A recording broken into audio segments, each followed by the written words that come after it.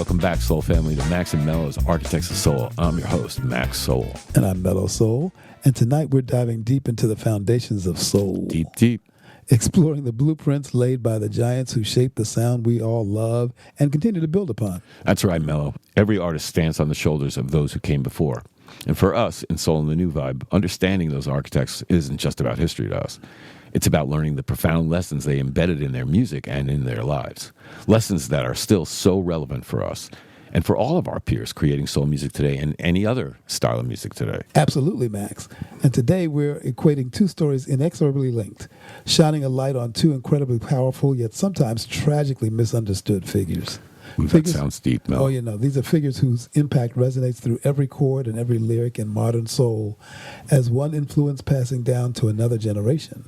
And so repeats the role of brilliance that suffers the fate of the tragically misunderstood. That's right, Mello. We are talking about the incomparable Donny Hathaway, musical mentor to the unforgettable Amy Winehouse. That's right. Today we examine the link connection between what you hear and what you create when someone sparks that light inside your drive. That's right. Two artists whose genius was undeniable and whose stories offer not just musical inspiration, but also some incredibly poignant cautionary tales about the pressures of artistry and life in the spotlight.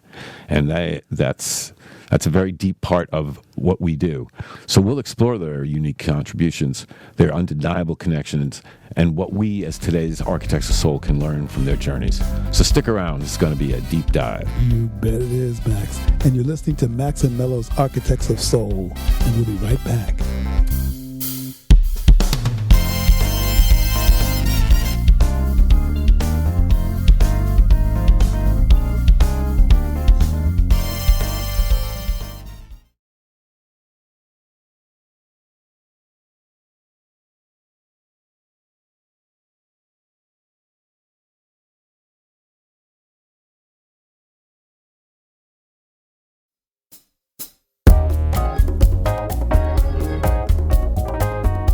Hey, welcome back, Soul fam. This is the story of an architect of soul who burned bright, but not for long. Unfortunately, another byproduct of balancing art, business, and the soul. All right, let's kick things off with a true titan. A man whose name might not be as universally shouted as some, but whose influence is felt like an earthquake through the bedrock of soul music. Oh, yeah. Oh, yeah. Talking about Donny Hathaway. Damn right, Mello. If you're serious about soul, you know Donny. He was an absolute genius, bridging worlds that many thought couldn't be connected. His core lesson for us, don't be afraid to blend your influences. Mm-hmm. Sound familiar, don't it, Mello? Very. I love that shit. Donny fused gospel, jazz, blues, and classical music with contemporary R&B and soul. He wasn't just playing, he was composing, arranging, giving his work a sophistication and an emotional depth. Well, it was revolutionary for that time. Not everyone knows the full story behind this storied visionary's life. You know, Mel, he started performing at age 3, singing in his grandmother's church choir in St. Louis. And then he toured the gospel circuit as Little Donnie Pitts, the nation's youngest gospel singer. How cool is that? That's really cool. And don't forget, Max, that he was also a piano prodigy who received... Yes, that's right. Yeah, he received a fine arts scholarship to Howard University to study music theory and composition, which was a rare background for a soul artist at the time. Truly. If they knew chords, you would be lucky, right? Exactly. He reportedly studied composers like Ravel, Debussy, and Stravinsky, and this classical intricacy informed his complex arrangements. Ooh, that sounded so good. Exactly, right? You think about that. A classical music scholar from Howard University who grew up singing gospel, then bringing all that intricate knowledge and raw spiritual power into secular soul music. Shit, that's badass. Mm-hmm. That's a huge lesson for any artist today. Your unique background is your strength. Donny taught us that authenticity comes from bringing all of yourself to the music, no matter how disparate your influences might seem. Yeah, his vocal delivery, too, was a masterclass in emotional vulnerability. Oh, without a doubt. That plaintive, gospel-tinged voice, the way he could convey so much pain and hope simultaneously. You definitely felt him. Yeah, listen to Someday We'll All Be Free. Or The Ghetto. Or The Ghetto. The lesson there is clear. Emotional honesty connects on a deeper level than vocal acrobatics ever will. Oh, hell yeah. He wasn't just singing notes. He was sharing his soul. He really was sharing his soul. Donny felt everything. That's right, Max. And after leaving Howard University, he moved to Chicago, where he was quickly hired by Curtis Mayfield Snarked up. at his newly formed Curtum Records label. And it seems that Curtis was so impressed that he appointed the young Hathaway as a producer and an arranger. And at one point, Curtis wanted Donny to serve as the musical director for the Impressions while he went on the road. So, here we see maybe the first signs of a crack in Donny's foundation, because he found the workload, which included his A&R stuff and the production duties, to be overwhelming, and he was bewildered. And because of Curtis's hiring Donny, we can't forget his work as a session musician and a producer and arranger for folks like Aretha Franklin and Curtis Mayfield himself before his solo career really took off. Yeah, that's right. After a stint on the road, he eventually stepped away to focus on his career and recording of his music. But that speaks volumes about the lesson of mastering your craft at all angles. Mm-hmm. Don't you think, Mello? Donny wasn't just a singer. He was a complete musician who understood how every piece of the sonic puzzle fit together. That holistic approach is something we constantly strive for in our music. And understanding the composition, arrangement, and production, man, it makes you a more formidable artist. Definitely, Max. Donny Hathaway was one of the most brilliant and influential talents in soul music. At the beginning of 1970s, despite his tragically short career, in fact, Max's live album released in 72. I remember that. Yeah, it's consistently cited as one of the greatest live albums ever by anybody. Without a doubt, right? Yeah, it's a testament to the power of a performer who could truly communicate directly with an audience. And don't forget the duets. Those iconic duets with Roberta Flack, Where's the Love, Closer I Get to You, Back Together Again. Right. They show the magic that happens when two incredible artists truly listen and build together. And it's a crucial lesson. Collaboration can elevate your art to new heights. So true, Mello. Donny Hathaway's music seamlessly fused gospel, jazz, blues, and classical with this contemporary R&B soul. I mean, we talked about this before. Mm-hmm. But the depth of sophistication that set him apart, right? His expressive gospel-tinged voice delivered those secular songs with emotional intensity typically found only in church music. Yeah, Max. As a singer, I can't not see the broad scope of the genius of Donny Hathaway.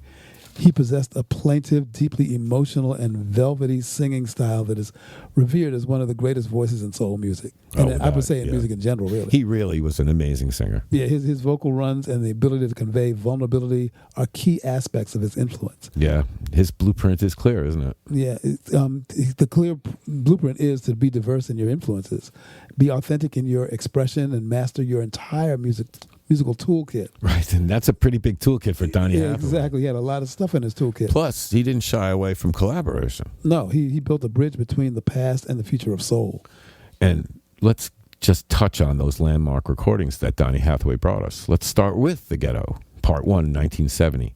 This was his breakthrough. Mm-hmm. It was a mostly instrumental track, and it showcased his electric piano skills, and he was hailed as a major new force in soul. Mm-hmm. And of course, we can't not talk about Someday We'll All Be Free. No, we cannot. Which became one of the most important, expressive, and hopeful songs of all time. And let's not leave out This Christmas in 1970, which became a perennial holiday classic. Every year, I listen to those bells.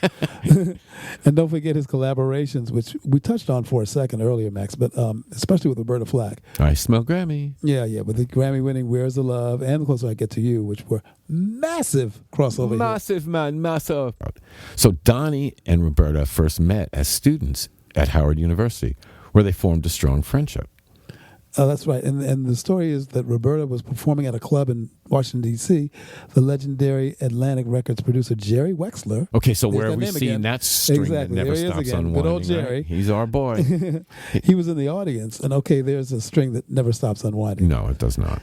Our hero Jerry Wexler, truly turning into the Superman of R&B and soul. Yeah, that guy was a true architect, and his influence shows up in so many places. And if you haven't seen it, by the way, last week we aired part 2 of The Atlantic Sound, our first two-parter, and if you haven't caught parts 1 and 2, you should check it out and see the amazingness of Jerry Wexler. So, getting back to the story, sorry, Mello. Flack performed her cover of Carole King's You Got a Friend. And Jerry Wexler was so moved that he immediately suggested to her that she and Hathaway record the song and maybe do an entire album of duets to consolidate their popular appeal. Who the hell knew? Okay, and this led to their Grammy-winning 1972 album, Roberta Flack and Donny Hathaway. And Jerry Wexler, right? And let's not forget, he also made a huge impact when he recorded the vocal for the theme song to Maude. That's another thing Donny did. Yeah. Right? Becoming one of the most widely known pieces of music of his. And coming from a surprising source, TV, which didn't really exist that much in the 60s the same way it did in the 70s. And Donny recorded and sang the sassy, memorable theme for the groundbreaking sitcom. And, well, while he didn't write it, the arrangement and performance are distinctly his, showcasing his versatility as a studio artist. True, too, Max. The thread between all these... True. Too true, Max. The thread between these architects of soul is almost like a spider web, as all the tendrils seem to connect to somewhere else. Right, they're all over the place. Yeah, the creating collaboration and cross-pollination of styles. Which, of course, we have no problem with. Right. Cross-pollinating styles is what this is all about. So it's too true. The string between all these architects is almost like a spider web. But if we're starting to feel familiar to you, because it sounds familiar to us. If you're getting the feel and the flow. And if our swerve matches yours, and especially if you like this content, please give a like and subscribe to our channel. Hey, how'd you like how we slipped that in? Yeah, please do, yes. It means a great deal to us, though, and it allows us to keep showing the determination and the soul of these architects of soul. Of soul. Flaws and all. Flaws and all, right? And we really do appreciate you listening, and we really appreciate you subscribing. So, lastly, before we go to break, in January of 1979, Donny was in a recording session for the new album with Roberta Flack's producers and musicians in New York. And the musicians reported that while Hathaway was singing beautifully, they could see that his mental state was deteriorating. Yes, Max. Everyone agreed that Donny began exhibiting extreme paranoia, expressing fears that, quote, white people were trying to kill him, and connected his brain to a machine for the purpose of stealing his music and his voice. That's very sad. Yeah. According to reports, he'd been in a recording session for the second duet on the same day, right? So the session ended early. And Donny was, exhibiting this irrational and delusional behavior. So, and then a few hours later, they found him dead after falling from his 15th floor hotel room window. Or he jumped. I mean, we'll never know the answer to that, right? But what this illustrates is the powerful dichotomy of his life. A man of singular genre-defying genius whose music brought so much light and emotional truth to the world, yet who battled devastating mental health struggles in private. Unfortunately, not an uncommon occurrence in our business. No, it's not. No strangers are we to the demons that live in the dark. Yes, Mello. Part of our business is how your mind takes up to the upside down and backwards roller coaster that we, as artists, have to go through as we aspire to reach higher ground. And when we come back, we're going to talk about Amy Winehouse and Donny's impact on her and how tragedy of one was visited on another. Yes, Max, true. And not just the same way, but the same results. So stick with us. We're going to take you forward and talk about another bright star that dimmed black way too fast. We're diving deep into Architects of Soul, and Max and Mello will be right back. Stay with us.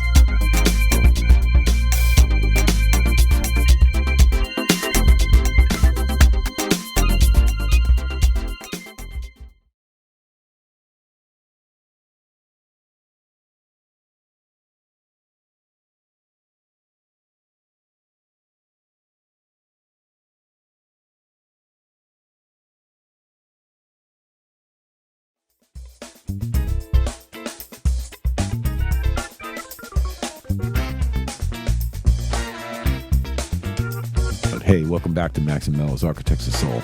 So before the break, we were soaking in the genius of Donny Hathaway. Now, let's shift our focus to an artist who, in many ways, picked up that torch and carried it forward with her own unique fire, the one and only Amy Winehouse. Amy. Just saying her name evokes a certain emotion, doesn't it? Right? Yeah, her impact on modern soul is undeniable. Truly. And she carried lessons from the greats, Donny Hathaway included, into a new era. And right. The biggest lesson from Amy, own your narrative and be unapologetically yourself, even when it's messy. Oh, yeah, even when it's messy. Yeah, her lyrics were raw, honest, and often deeply personal. She wasn't trying to be anybody else, just Amy. Just Amy, right? Yeah. Exactly. Amy wasn't just a singer. She was a storyteller.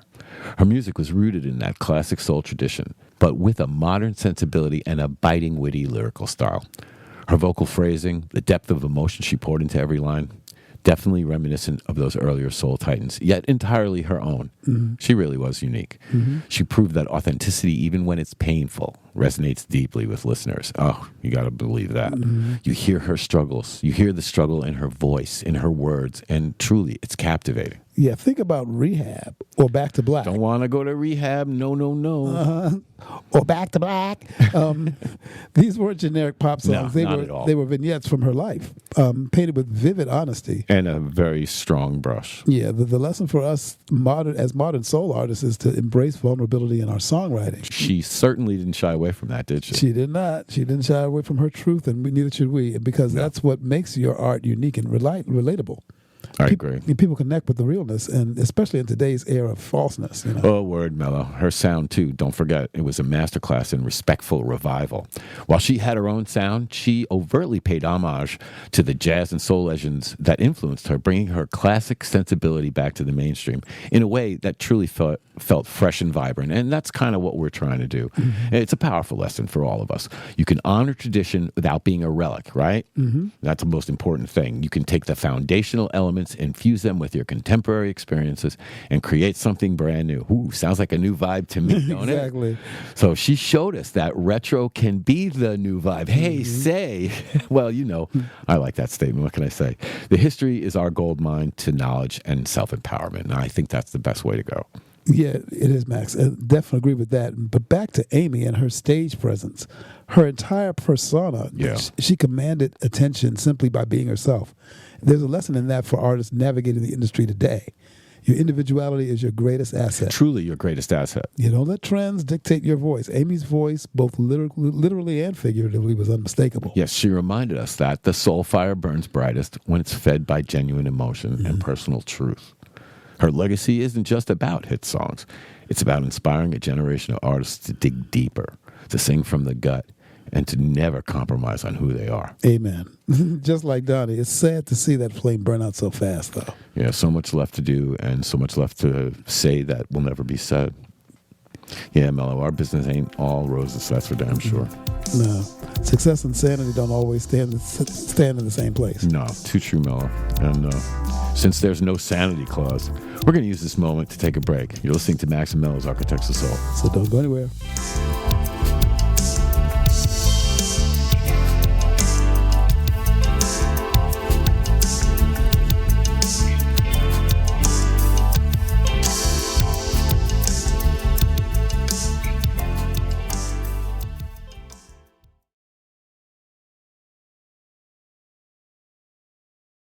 Thanks for tuning into Architects of Soul. Our music is waiting for you.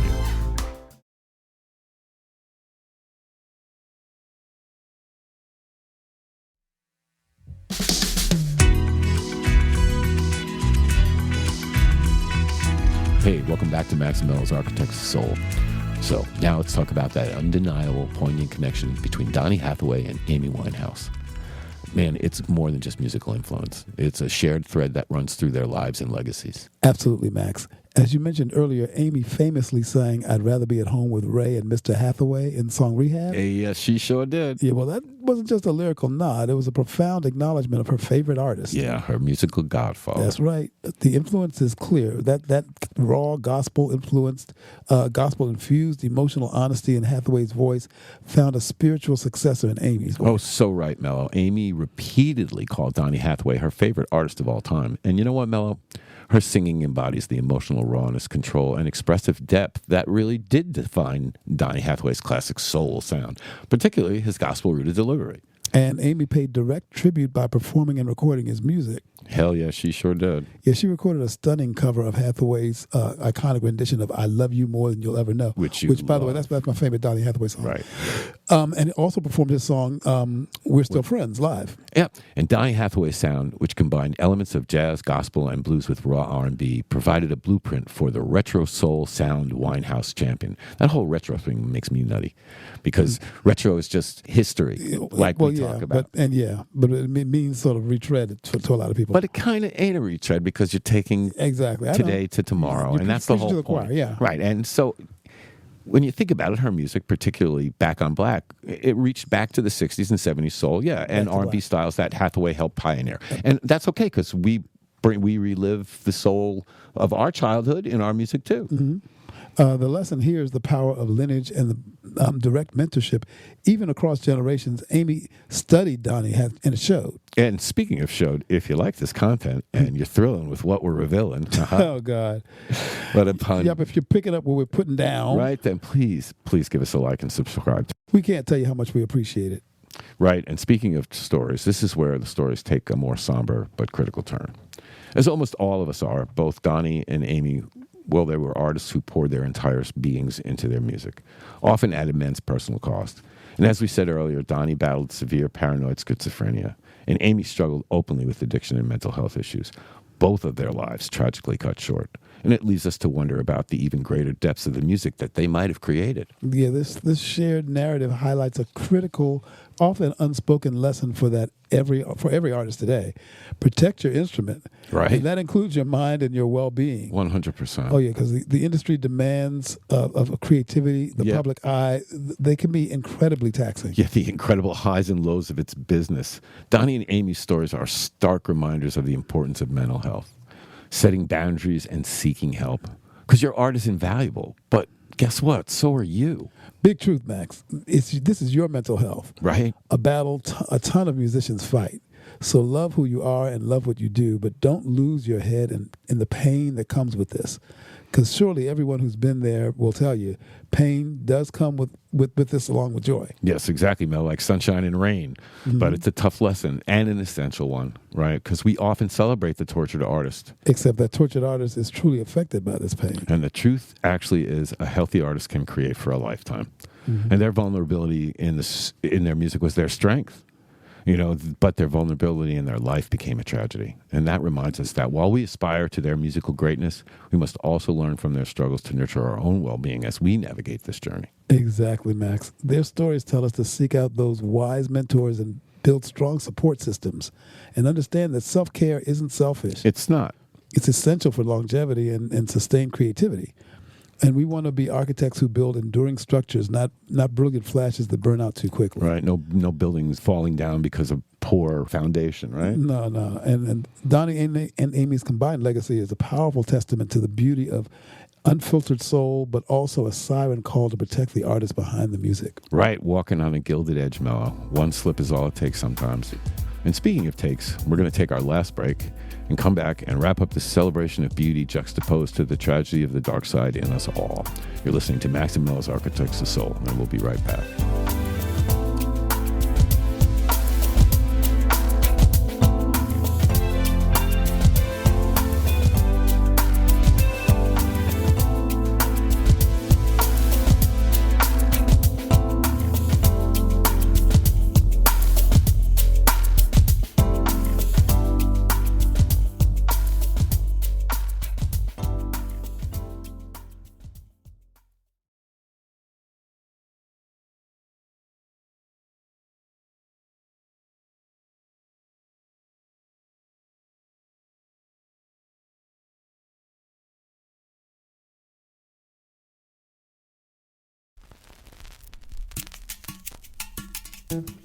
And welcome back to the final segment of Max and Mello's Architects of Soul.